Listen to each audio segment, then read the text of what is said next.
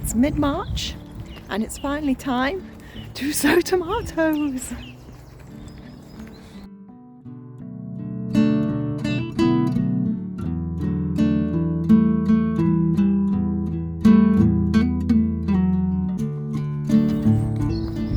Just thought I'd nip down to the plot on the dog walk to see how the plot has fared after all the bad weather. We've had a lot of, well, we had the snow, then we had quite a lot of rain and windy weather. Cardboard looks mostly where I left it. There is a random piece that's gone astray over there. Bed's looking okay.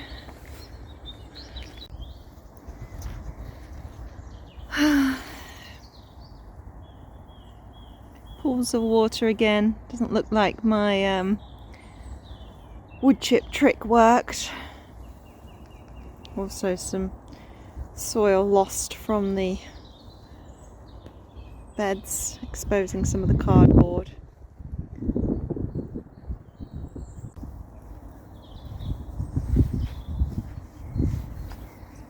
Yeah, really wet.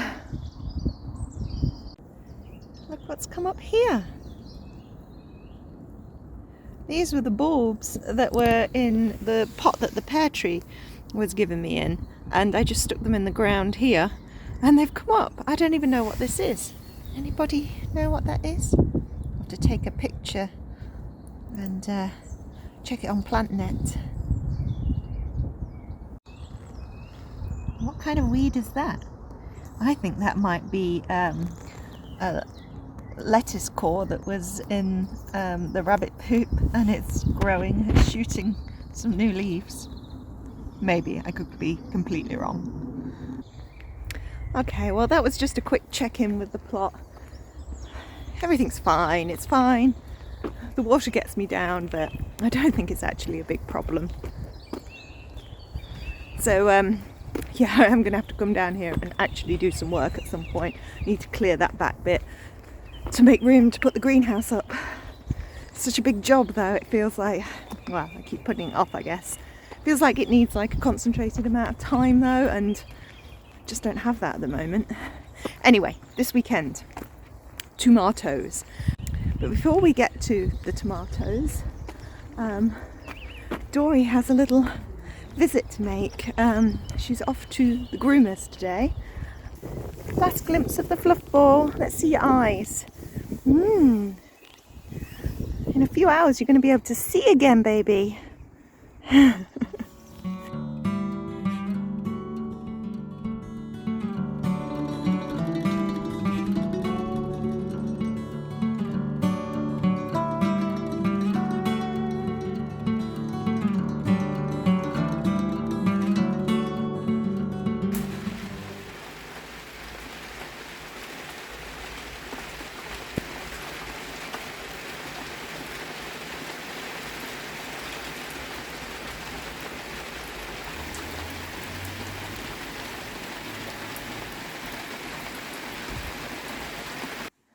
So luckily we are starting in the house today and not out in the rain, because I want to talk you through my tomato varieties.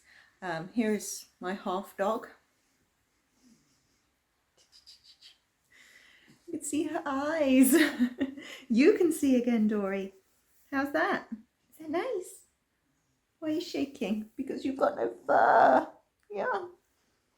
I want to talk you through my tomato varieties. It turned out there was some things that needed doing before I can grow these tomatoes, one of which was completely rearranging my living room. So if I just, you can see that my big table is now in the window and is already full of plants.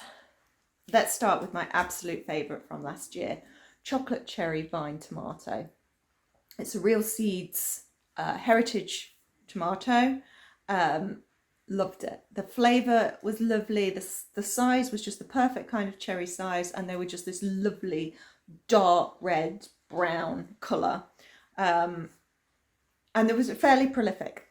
There are 2 packets because this is last year's seed, of which there are still about 20 seeds there, and this is my saved seed. from the tomatoes. My saved seed looks nothing like the bought seed. But I want to try some of each and see, because although the real seeds packet looks like a healthier, cleaner seed, the ones that I've saved are accustomed to my soil, they're fresher, so presumably they should grow better. So it'd be nice to do a little experiment. So I've got that to do with those, but then I've also got another cherry tomato from Real Seeds. Okay, so Jen's Tangerine Cherry Vine Tomato, which I also grew last year and have saved seed from. I didn't get a huge amount from that, but they were lovely little yellow tomatoes and I definitely want to try them again. Another cherry, which will be my third year. Yeah, this will be my third year of growing this cherry tomato, which is a cheapo packet, just cherry tomato Cerise. In fact, is it even still in date? Where is the date on this? So by 12/23. Okay, so it's got another season in it. Really tiny cherry tomatoes, but loads of them. Massive trusses of really tiny but super sweet, nice cherry tomatoes. So that was a good grower, prolific. Want to do that one again. What else did I do last year? I did the latter, this one. Oh, another Real Seeds. Latter, very early red tomato. Wasn't very early for me. I grew this one outside because it says it tolerates cool summers. Well, we had a super hot summer, obviously. Maybe that was the problem. I don't know. But I did grow it outdoors, not in the greenhouse, and it was in pots, so it was slightly restricted in that sense. It didn't do brilliantly for me. My cousin, I gave one of my young plants to her. She grew it in the greenhouse, was her favourite tomato of last year, really prolific, did really well. So I think it was maybe a conditions thing. Definitely want to try it again. So that's 4. What else did we do last year, Dorie? Tigerella. Oh, Tigerella is so pretty. Let's put the camera down a little bit more, Dorie, so we get more of you in the frame. Oh no, now we've got a lot less of me, which is probably okay. There we go, a bit of both of us. Tigerella, love how these look. Really enjoyed these. Yeah, tasted nice. Happy with those. Do want to do those again. Green Zebra. Didn't get massive amounts, but love them. Really love them. And the key is picking these when they are actually ripe. Pale green, striped skin turns yellow on ripening, but maintains its stripes. That's what it's got to look like. And actually, I felt this was easiest to tell when it was ripe just from giving it a squeeze. So doing that one again. Right, the only other one I did last year was this one, which I only have as saved seed. Oh, where's my... Oh, I guess I didn't save any of that then. I did a beefsteak RAF, or RAF, tomato last year, which I planted super late. It was from seeds from a supermarket tomato. Made lovely plants and actually did fruit in time. Excuse me, that's naughty. It did fruit in time, but then it wasn't really blight, it was just damp and something got it. And yeah, so although I didn't get a lot of those, the tomatoes were a good size. So that's that one. So they're all the ones I did last year. 1, 2, 3, 4, 5, 6, 7 tomatoes. I'm not gonna have room. Right, newbies. Actually, before the new ones, my mum gave me 2 tiny seed packets when she cleared out her shed. One of which is tomato tamina. Never heard of it. There's no date on these, so I don't know if they will even germinate. Gonna try it though. But then the other one was Sun Gold. Sun Gold is the F1, right? That everybody raves about. Is that right? Definitely going to try that then. So yeah, they may not germinate. We'll see. Right, now new ones. Oh, this isn't quite a new one. My neighbour gave me some money maker. It wasn't a variety I was necessarily going to grow, but since I've got it, I will probably grow some. They can be grown outdoors. So I think this is what I'm going to have to think about when I get to the point of potting on, potting out, is which will get the real estate, the good real estate in the greenhouse, and which are going to have to fend for themselves in the great outdoors. Moneymaker, I think, is going to be an outdoor one. Okay. I've lost a pack. Oh, there it is. Okay, found it. Right, so that's Moneymaker. My Heritage, I thought I had 2 of these actually. Where's the other one of that? Oh, maybe I didn't. Oh, I know. So you remember I had loads of cheap seeds from Heritage Organics. Love it. One of them was Tigerella, so I've still got Tigerella to use, so that's still upstairs. The other one is Tomato Saint Pierre. Says nothing about it on the packet. Be a mystery. What even colour is it? I don't know. Is it a cherry? Is it beefsteak? Is it a normal sized tomato? Nobody knows. I could look it up. But I can't be asked.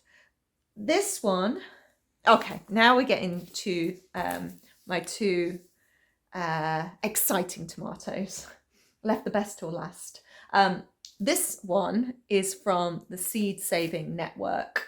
So like the Incredible Seed Library, this is an organisation that is giving away free seeds. You just pay postage in order to promote heritage seeds and also to get data and potentially more seed from people who grow them.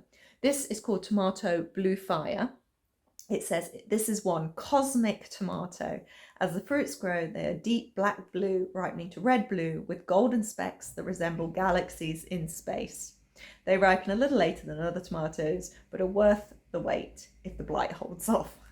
I haven't had, she says, famous last words, haven't had tomato blight yet, but I do tend to grow my tomatoes in the greenhouse. So super excited about that one. This is, you know, well, they're not standard varieties, but there's none of those like the Brad's Atomic, the what are the other sort of ones people go mad for. I haven't got many of those, so Blue Fire is going to be my slightly out there tomato. Now the other day, I remember I did the Dobby's order. I added in this one, which is Artisan Indigo Pear Drops tomato, the first pear-shaped fruited variety. Recommended for cold or slightly heated greenhouse culture or in a sunny shelter spot outdoors. But I'm just going to do them with all the rest. So yeah, that's my other slightly exciting one. Okay, that's all the tomatoes, but I'm not stopping there. I also have 2 tomatillos. Didn't grow tomatillos last year. No, I didn't. So this is a new one to me, and I've got a Real Seeds one, which is a purple green tomatillo, a variety that produces good crops of really quite large fruit, green with a slight purple blush. And then I've got tomatillo pineapple. So this is from the company that I was saying about the other day, Small Garden Sowing. So you only get 10 seeds in the pack. Oh, they're so tiny. But how many tomatillo plants do I need?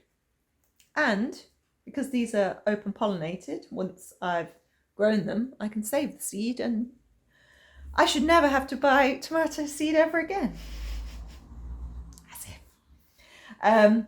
Okay, so including the tomatillo, how many do we have? 1, 2, 3, 4, 5, 6, 7, 8, 9, 10, 11, 12, 13, 14, 15. 15 varieties of tomato. Well, I have seen people on Instagram and YouTube who are doing way, way more than that. So I'm feeling okay about it. I think last year I probably did 6 or 7 varieties, maybe 8. Yeah, so I'm doubling it. And well, I should have doubled the space if I ever get the greenhouse built on the allotment. So I just came in to boil the kettle for the cocoa coir. And the postman came.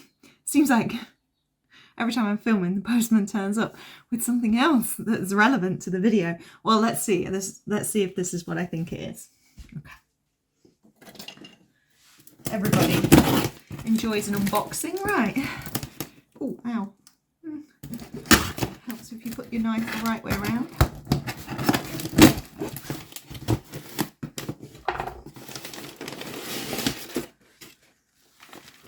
So this, let's see what this looks like.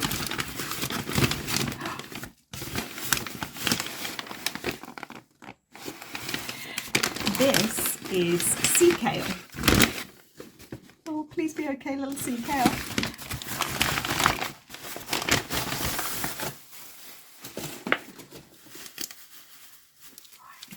We're getting straight into the greenhouse and firmed in.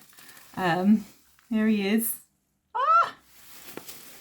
So I've been wanting a sea kale for a while, and there's a company called Somerset Samphire. It's where I bought my samphire from. I had that 1 year or 2 years? 2 years, I think. And he started selling. Tom, he's lovely and answers all your questions and everything, but he started selling sea kale, but it's been out of stock, and I emailed him to ask him if he knew when they would be ready, and he said he'd got 2 that he could ship, and so I had one of them. What my plan is, there are other things in here as well, but my plan is to with my samphire that I already have, create a little like beachy sort of sea planter, which will have which I'll feed with salt water and seaweed feed. So now, what else did I buy? Let's remember. Oh, hello. Oh, look at you.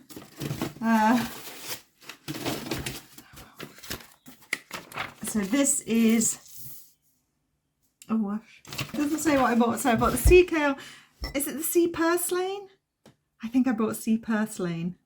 I'll double check in case I got that wrong, because there were 2 things that I was trying to decide between. He's actually sent instructions for the samphire and salty fingers. Now my samphire does not look like that. It needs, I actually just the other day I gave it a really good prune, but it needs repotting. I think it'll be fine, but it does need a little TLC after this hard winter. The other thing I bought, and to be honest, I kind of bought these things, well, I just really wanted these snips. These are the snips I got with my samphire when I bought that a couple of years ago, and I lost them. They're somewhere in the garden, unless they found their way into the garden bin and are now at the local green waste place, long gone. But these are such good snips. I love them, and I've missed them so much since I lost them. So yeah, I in part bought things just so I could justify getting some more snips, because these are like $6.99 and that's what the postage is, and I just can't do it. I can't pay the same amount in postage as the item, so just buy more things to justify the postage. But oh, hello snips, I'm so happy to see you. I'm gonna go snip some things now. No, back to the tomatoes. Right, my coir is plumping up. I'm going to do a mix of coir, sowing compost, a little bit of ordinary compost just because it was in the mix already, and I bought some perlite. I tried vermiculite for the first time last year. Did not get on with it at all. I did not like it. I don't understand the stuff. It created this hard crust when I used it to sprinkle stuff on the top that the seedlings just couldn't get through, it seemed to me. So yeah, didn't like vermiculite, so I'm trying perlite for the first time. Right, let's get these in some water, and then I can pot them properly. Wasn't expecting that. I'm sure he said that they wouldn't come until May. It's awesome. Awesome. I double checked. No, I didn't go for the sea purslane. I went for the sea beet. So that's what that is. There we go, sea beet. And I went for the sea beet because the foraging guy I follow on YouTube, is it Wild Foods UK? I'll put a link. I'm pretty sure he said sea beet was like the best thing to forage. And I don't live by the sea, so I'm not going to find sea beet. So I'm recreating my little seaside foraging space with my samphire, kale and sea beet. That's the plan anyway. Watch this space. Anyway, back to tomatoes. Right, my coir is fine. Soaked up the water. I tend to use boiling water, makes it so much quicker. It's a bit warm. I don't think the plants are going to mind that. Anyway, it's going to be mixed in with this colder stuff. So that's seed compost with a bit of regular compost in, but not much, and perlite. I'm going to put some perlite in. Maybe I won't put the perlite in yet. I think I want to sieve everything. I do not usually take this much care over what I pot things in, but it's tomatoes. Tomatoes deserve the best. Right, where's my sieve?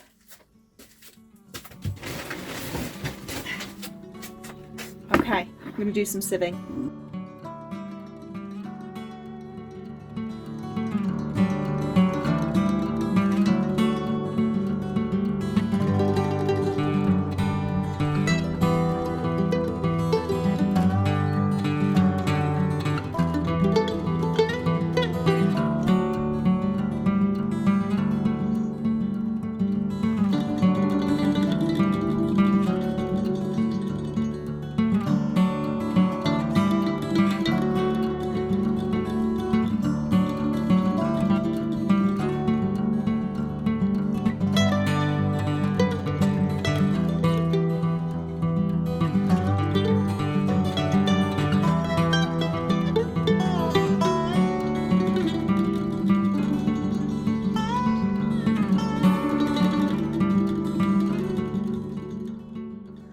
Well, I have to say, I've never had such pretty looking compost. My compost looks like Monty Don's compost.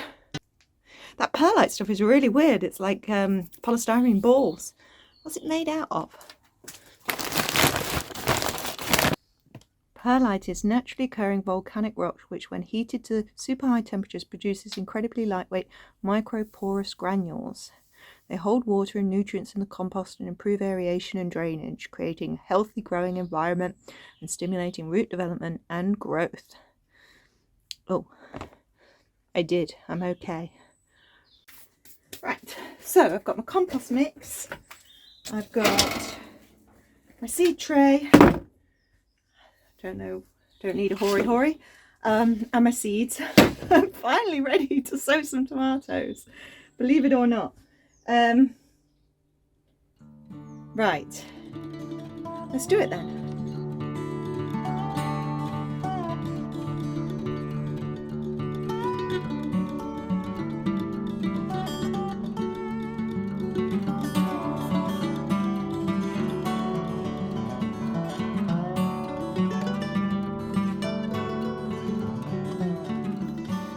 Okay, so starting with tomato St. Pierre, the mystery tomato.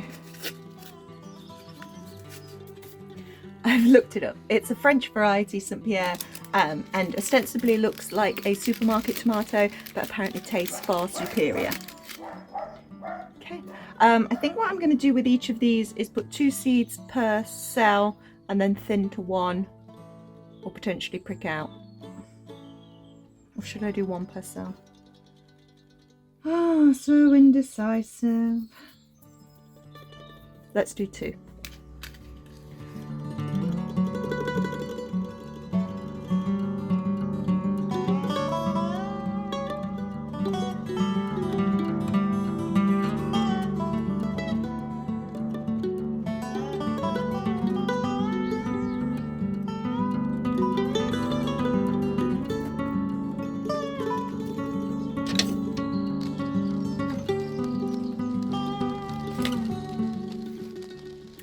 the rain's just starting again. But what I'm doing is I'm just putting 2 of the seeds in each cell, and then using my chopstick, the blunt end, to just push them down into the soil. And then I'll put a light sprinkling of soil on top, and then I think I'll put the perlite on top as well. See how that does. This is a week later than I sowed my seeds last year, which is fine. I wanted to do them now just in case something goes terribly wrong and I still have time to do some more, because you can sow tomatoes right into April, as I understand it.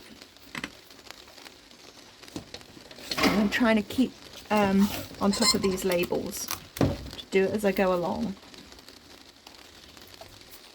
So this one was Moneymaker. You know, you can go inside, the door is open, you can go sit on the sofa. You don't have to be here in the greenhouse.